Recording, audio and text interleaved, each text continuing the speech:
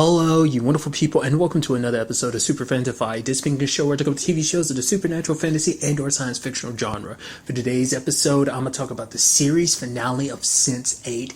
An amazing, amazing farewell to the series. God, there's so much amazingness went down in this, episodes, wherever you want to go. This finale, it was so good. Okay, first of all, the fact of the matter is everyone finds out. And I mean everyone. You got, first, it's like, we get to, because I guess from the storytelling purposes, it seems like it's probably been like a day or two. I mean, like, not just a day or two, but a couple of days since, like, the season 2 finale, which was episode 11, which technically this counts as episode 12, so, like, I guess it makes sense, but it's, like, obviously with Wolfgang's situation, they're trying to get to him as soon as possible, so it's probably been, like, a couple of days, maybe.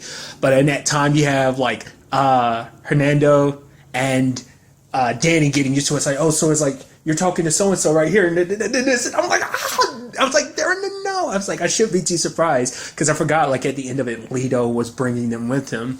And then you had freaking Rajan following her, because obviously BPO got to him, but he was like, but because, like, he was like, oh, BPO was looking for you, so I came looking for you because I was worried about, what's going on here. Then you got Felix popping up again, and I love that he pops back up in the story because he's giving weapons. Interestingly enough, it seems like Sebastian's good. I mean, because it's kind of interesting, because, like, oh, I thought Sebastian was still pissed at you, but I guess truth came out about the whole Leela situation, so that she was doing her thing, so I guess, like, that's why he ended up supplying them with weapons and stuff like that. You also had Detective Moon, which him and his son had that cute moment of, like, oh, I miss you, go ahead, say it. It's like, I miss you. And even she was like, I miss you too. It's sweet because, like, I think especially with the Sun and Moon situation, which I don't even think even last season I really paid too much attention about that, Sun and Moon. I don't think I put that together. I know I'm stupid, but I don't think that correlate in my head. Maybe I did. I don't remember exactly everything I said about season 2. But nevertheless, it's like, I feel like when she's with Moon, those are some of the few times throughout the show you can honestly say, you can genuinely say that Sun was like, had like a happy smile. She was happy, just kind of being all adorable. And that's what makes it even more adorable, because she's usually kind of more, she has her moments of shining through, like smiling and stuff like that. But it's just kind of like, in such that super genuine way like that, I thought that was just kind of what made that whole situation even more adorable. But like, everybody's situation, everybody knowing the truth, and everybody meeting each other. It's like, oh my God, because even like copious hugs, like Felix. I mean, it's like he kind of knows Felix so much because through Wolfgang, So it's like, oh, brother Felix, fix him up and everything. But to be fair, that might have just been copious. It might not just even been like a Sense8 situation, but But overarching, not even just that, just like the development of the story, them keeping Whispers and Jonas locked up. And that's what I like too about Jonas's situation, is that because that was always making you wonder, is like, I was like, because the season 2 makes it almost seem like he became a villain out of nowhere.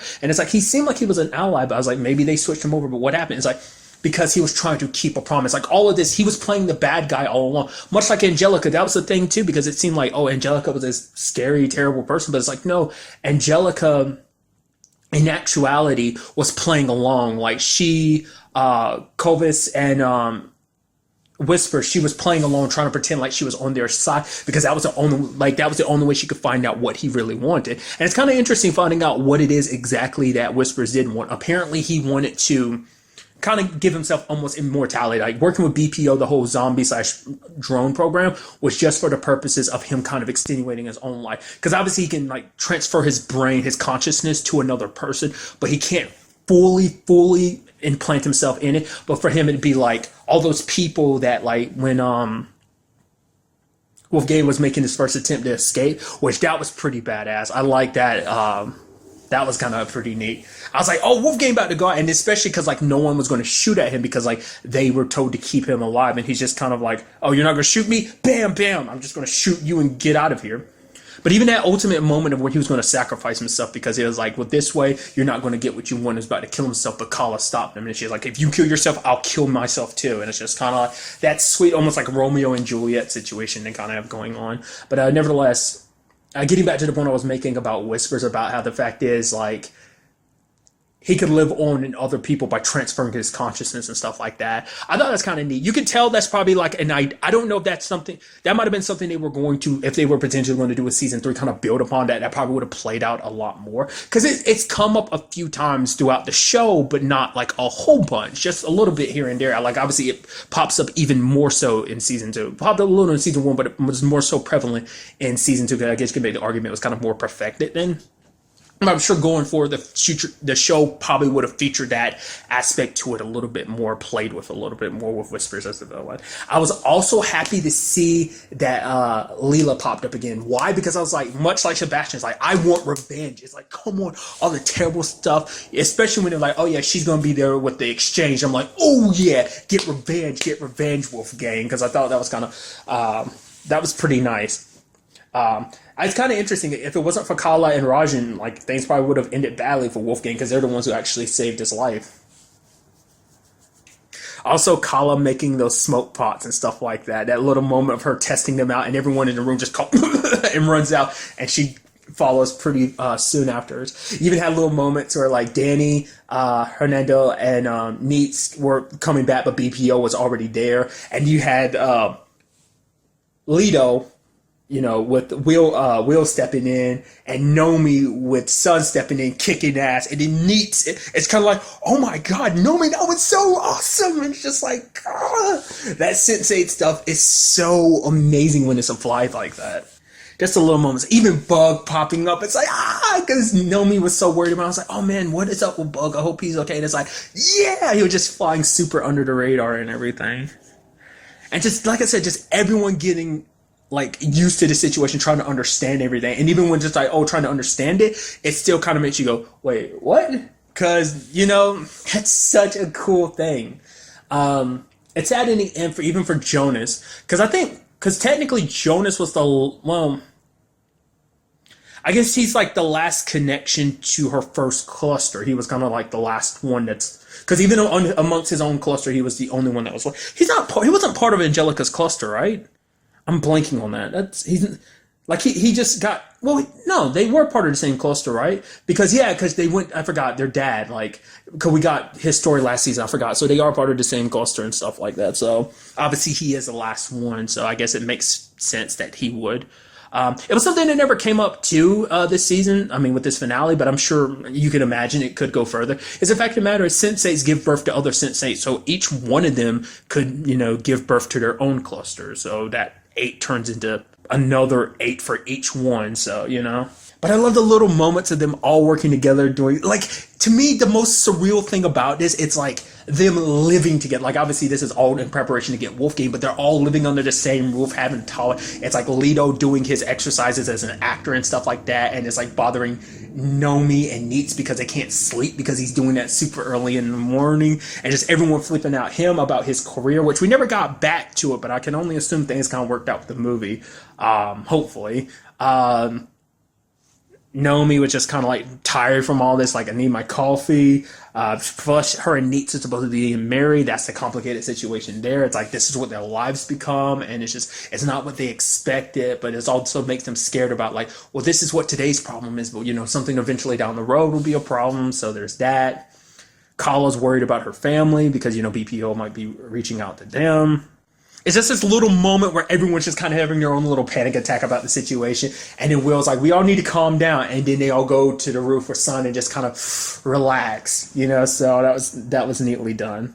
Won't lie to you, Wolfgang scared me the most because I was like, once again, it's a series finale. So I was hoping they wouldn't kill anyone, which luckily they didn't. All of our cluster made it out of it alive, which I was super happy about. But they scared me multiple times. Both times with Wolfgang, first of all, him wanting to kill himself, and then the chairman pointing a gun at him. I was like, oh, God, don't. I was like, okay. And then Kala, I was like, oh, man. I was like, no, this sucks. And you see the entire cluster, feel it, and all of them are there in front of her thinking she's going. And then she talks to Wolfgang. She's like, I'm going to be going if you don't do something. I'm like, yeah, she's still alive. That was so good. And then him and Rajan working together. And Rajan tasing her, which I love that whole thing earlier. He's like, my wife is a killer. And she's like, I'm sorry. He's like, can you teach me? And he picks up a taser. It's and Wolfgang's there. And he's like, okay, first of all, that's a taser. This is a real gun, so don't point unless you're willing to shoot. Because the biggest middle finger about that situation, too, it was Leela who ended up shooting her, so. And Felix got shot again. And even he called it out. He's like, why am I the one that always gets shot? And even Coffee's was like, I'm sorry, man. That sucks. I mean, at least this time it wasn't as bad. So that's good. I was like, that was my biggest concern, that like people might end up getting killed in this whole situation. Bodhi showing up kind of caught me off guard. Like her fault when she was falling, I was like, what the hell is that about? I was like, why is she doing that? It's like, oh, okay, in the long run, it's because ultimately it came down to it. People were like, other Sense8s were basically, well, not even just them, Ruth's daughter, basically BPO was going on the offensive. They were basically rounding up everyone probably within BPO as well as Sense8s that they knew where they were, trying to track them down. Obviously, probably collaborators kind of helped as well. But the whole point is like the walls were closing in, and to make sure, because the only one who can use the drone program was Whisper, so they had to take care of him. So it came to that thing of like, oh, we need to kill him. We know what it would cost you, but the others didn't agree. Like, because that, Wolfgang's important to them, and they weren't going to sacrifice him, even if it meant taking someone like Whispers down. Like, stopping this whole situation is like, we'll kind of find another way, which ultimately they did. I thought that was just kind of an interesting predicament to be in. Kind of like, well, you're willing to sacrifice one of your own, especially because it is one of your own. It's like, this is part of their cluster, and it's something that gets talked about, like that connection. You feel every bit of pain, you feel every bit of death. Pain is what connects them and all, so that's actually how Angelica found out about Raul in the first place, because she felt his pain. Once again, like I said, just playing along the road. It's kind of sad, like her and Jonas kind of get labeled. And especially Angelica, because that was the whole thing. It's like, why did she do the things that she did? It didn't seem like she was good in all of this. It seemed like she was kind of a terrible person. But it's like, no, sadly, she had to do a lot of stuff to kind of get deeper with, like, Whispers and BPO to figure out what they were up to. So I also love, and it's one of those other things that's probably like, if given a chance, it probably would have extended. But because it's the finale, the whole chairman situation, I'm sure his biggest problem was, like, the Sense8s anyway. I'm sure that's his biggest reason. Like, I don't know.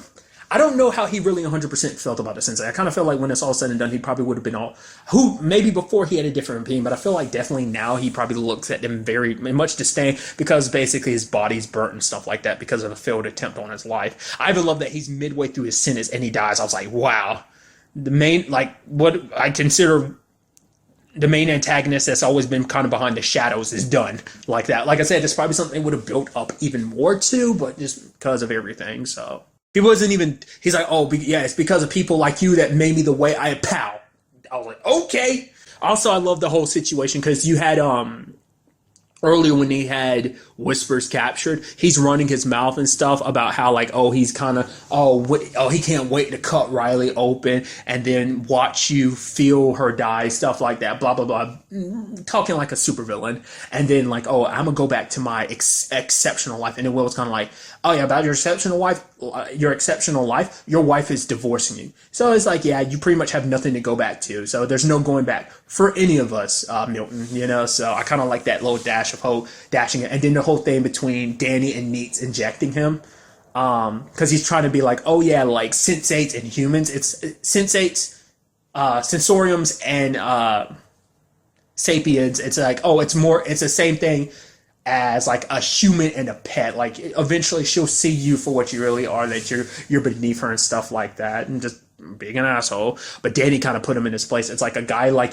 you who tries to use fear to make himself feel stronger than what he is. It's just, you're just pathetic, even seeing that he's got the needle, the syringe that he was hiding and stuff like that. So I also forgot your boy Diego. Like, obviously he went into this knowing the truth already, but he came into this as well. That was kind of crazy. I love the whole plan of like using it like a tour bus and stuff like that, acting like tourists like they're lost and everything. Like, oh, what's going on?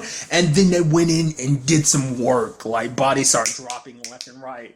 It's kind of crazy to think about. The fact is that everyone's super okay with it, but to be fair, under the circumstances, it's kind of like fight for survival, because they know BPO gets them. It's like we're done, So. It's almost, I guess the argument could be made serendipitous that things kind of ended the way they did. Like, I was kind of hoping for something more like face to face, like put them down type of situation when it came to Leela and Whispers, but no, a blown up helicopter with a rocket launcher is not bad either, especially considering that's how Wolfgang solved a big problem in season 1, so it's almost kind of full circle, because that was even what Felix had talked about. It's like, yeah, I got this baby just for you. It was almost they almost had this moment where they like Wolfgang was pointing the gun at like Rajan and Coffee, and they're like, like this little stupid moment, and just you see Kala standing there, but it's just like this little stupid moment between boys and their toys essentially. It's just kind of one of those moments. I thought that was kind of funny. But yeah, I mean, like I said, I wish it was a little more direct, but at the same time, it's like, it's done. Because Leela definitely couldn't have her around. Just she's too much of an issue. Because every chance she got, she betrayed everyone. Because for her, I mean, it's one of those weird things where she had her own, like, you know, it's that whole thing about, like, building a sanctuary. I even love that line of her being like, at the end of this war, I'll be the one left standing. Yeah, that's funny. That's real funny.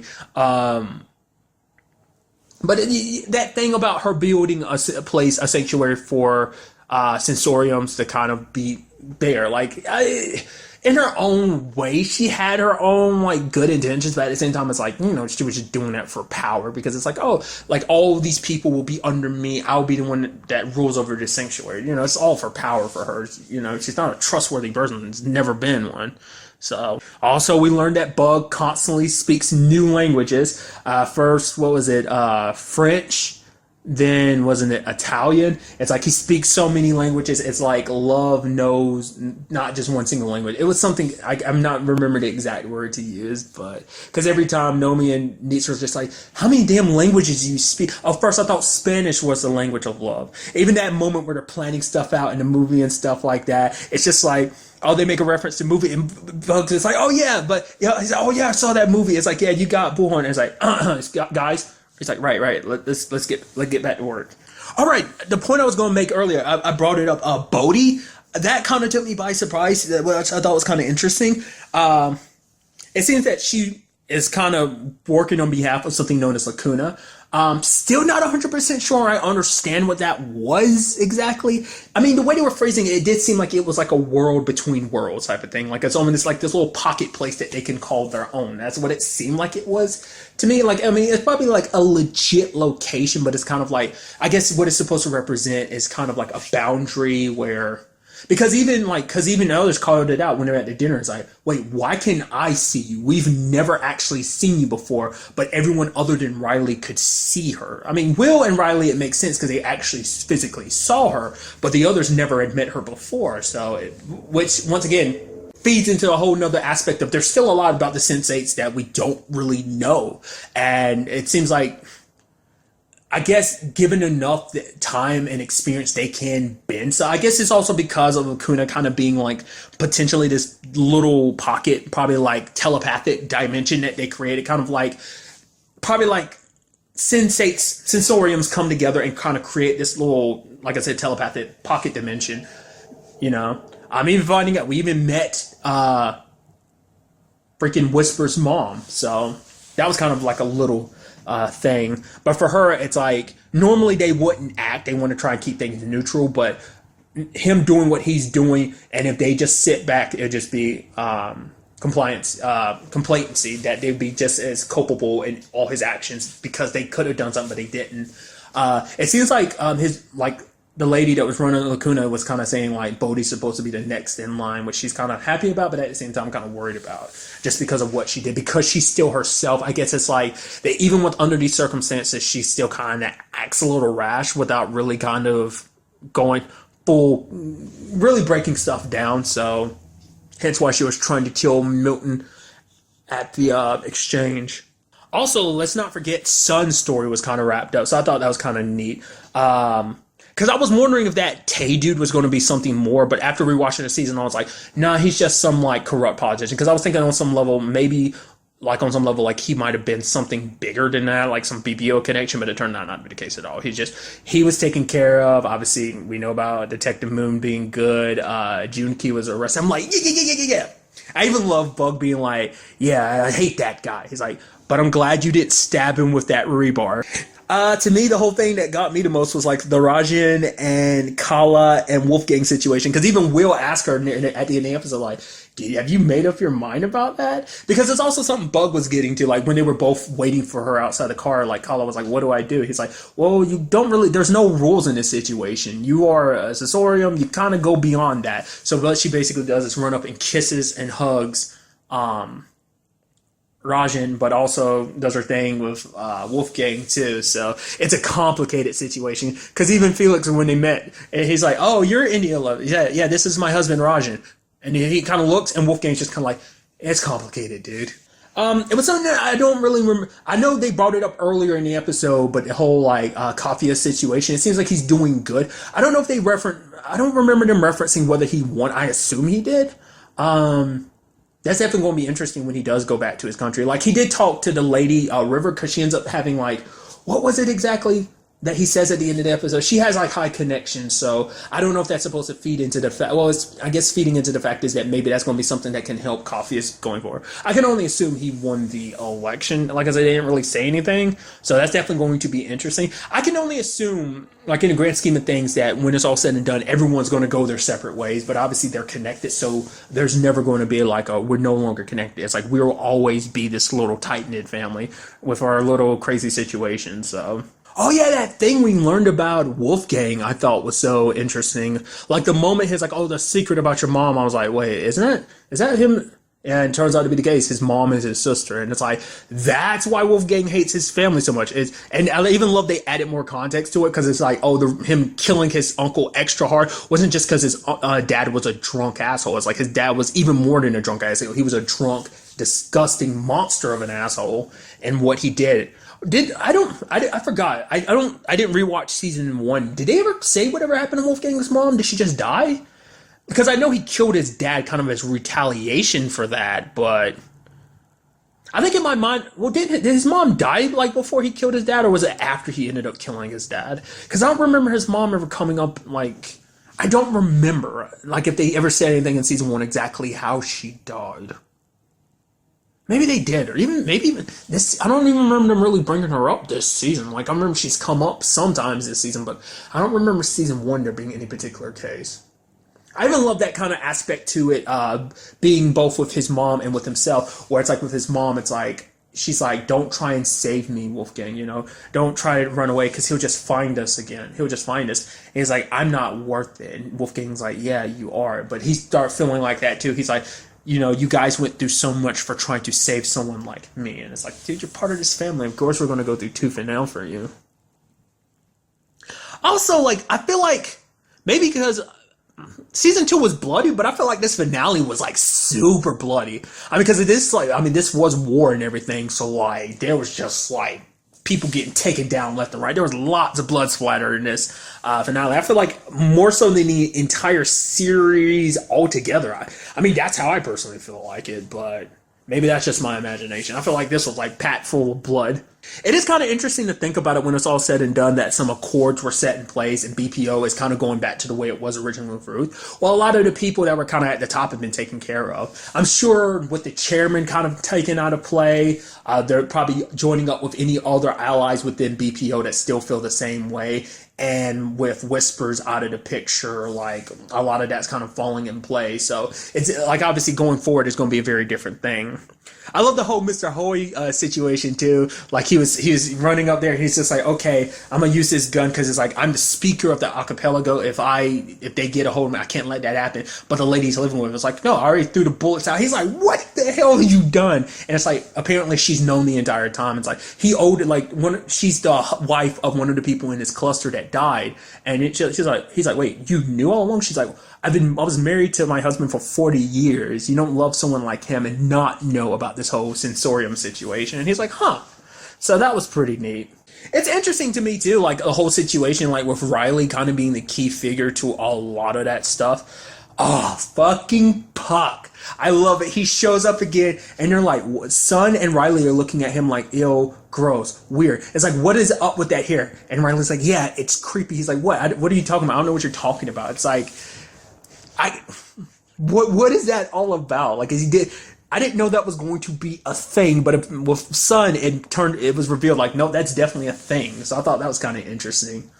I mean, there's even more kind of setup because it turns out Puck is connected to a group of collaborator hunters. They hunt them down. I even love that situation of you have Hernando being like, "Oh, we need a Trojan horse." He's like, "I don't know how this is going to help, but okay." And Puck pulls out all these condoms, and he's like, "Yeah, that's not what I was talking about." He's like, and you have Puck just standing there looking like a weirdo with those condoms in his hand. Hard to believe that out of anyone, he's like a collaborator hunter. It doesn't seem like him, but I guess that's more so like the rest of his cluster kind of makes up for that. So I even love there's a little thing at the end where it's about Kala healing from her wounds. Apparently her doctor is the doctor that Rajan went to last season. I love it's just he's such a small character that they brought back, and he's like, "Oh, look, you dodged a bullet again." Ha ha ha ha ha. Because even then they were talking about like, "Oh yeah," because Felix and him bonded over the fact that, "Oh, I was in hospital." "Me too." "What were you in the hospital for?" He's like, "Well, it's actually kind of a funny story, about a married couple." And Kala's like, "Maybe not, now's not the time to tell that story."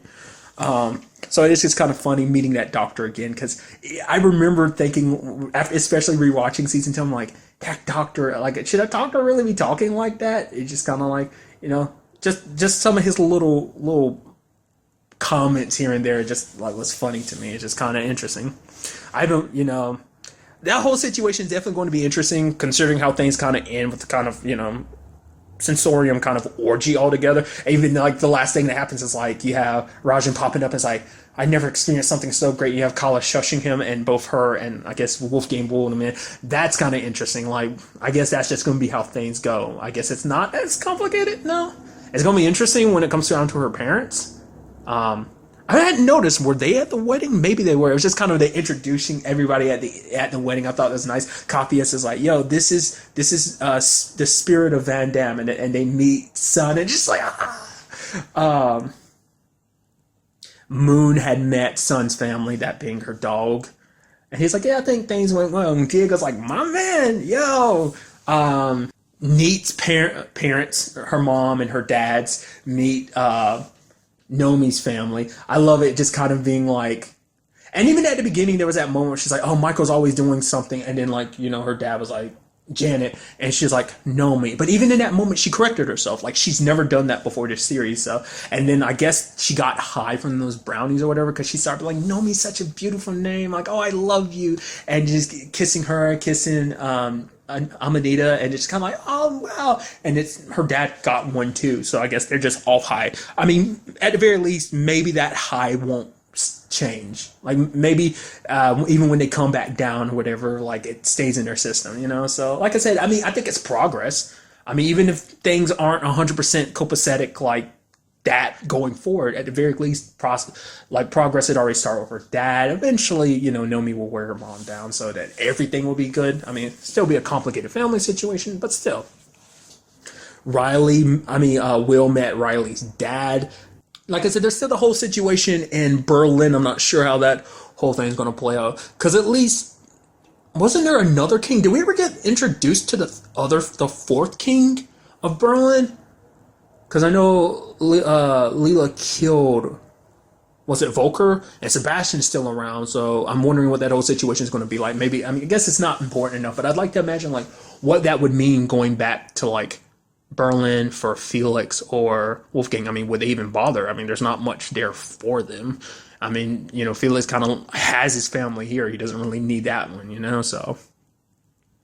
But it was like a beautiful ceremony between Nomi and Amanita, just kind of the craziness that kind of led them to where they are right now, what they've been through for the past 2 years. And I like that whole Nomi being like, she doesn't believe anything being permanent, but change is a beautiful thing, because she can't wait to see what kind of beautiful, like what changes, Neats goes through, and them growing old together and stuff like that. I want to be I might not be your detached French girl, but that was, I don't know. I just thought that was kind of just a sweet and beautiful ceremony. I'm glad that even when it was all said and done, they were able to have their happy ending, essentially. it's still that situation that leaves you wanting more. Like, you know, because obviously, like I said, a lot of stuff was set up where it seems like you could definitely see where they could have built upon. I would be curious to know, like, I'm probably look it up online, or if you already know or have already come across an article, you can link to it in the description. I mean, not the description, comments down below. But I'd be curious to know what plans they would have potentially had going forward with season 3, like what the story would have been like. Because obviously, this is a lot of them closing a lot of, like, I think they did a good job of closing everything up. I don't personally feel like there's anything open here. Obviously, there's the whole, like, oh, where do we go beyond here? But I think at the end of the day, it's like we got the closure we needed with this situation. Kind of understood everything. I did love that beautiful moment. You see Angelica kind of in the center and just kind of like circled around her is like this one of her clusters, and it's spread out into something even more beautiful, because that's the whole thing about the Sense8s. It's not just about them two, it's also, you know, it's the connections between the people. It's the connections that they've all built with each other, with the people around them, and those connections being brought together into this even larger family. So like I said, overall it is a beautiful finale. I won't lie to you, it wasn't until the credits started rolling where it really started hitting me. My heart started hurting a little bit. I'm like, it's over. Like I said, I'm sad to see this end, but I'm glad that they did give it a proper, beautiful ending. I still would have wanted more, because I love this world of Sense8. Yes, the show, like, to me, I will admit, it's a slow show, especially in the beginning, but I feel like once you really get into it, and I think the show grew because it did many different wonderful things. One, because it was slow, it took time to build out its world. Maybe that doesn't interest a lot of people. It interested me. I feel like season 1 is great, but I feel like season 2 was fucking amazing. 2, it's because it is probably, like, in my personal opinion, it's something I've said before and I'll say it again, I think this is the best character-driven show you will ever find, because it literally made me give a shit about everybody else's lives. Like, even though you could be like, oh, Lito's situation, is that really the same thing as everything else that's going down? But it's like, still, like, it made you get attached to these characters, get attached to their lives, everything that they've been through, what they're going through. You cared for them, and I think that's such a beautiful thing. So usually say this at the end of things, but I wish the best of luck to everyone associated from this show, from the cast to the crew to everyone. I'm so glad, I'm so hopeful to see, like, you know, what they all do next, like what everything has in store for them after all of this, you know. But I guess really that's all I really want to talk about in this episode. Till the next time we meet, be happy, be safe, live life to the fullest, and enjoy it. Good day and good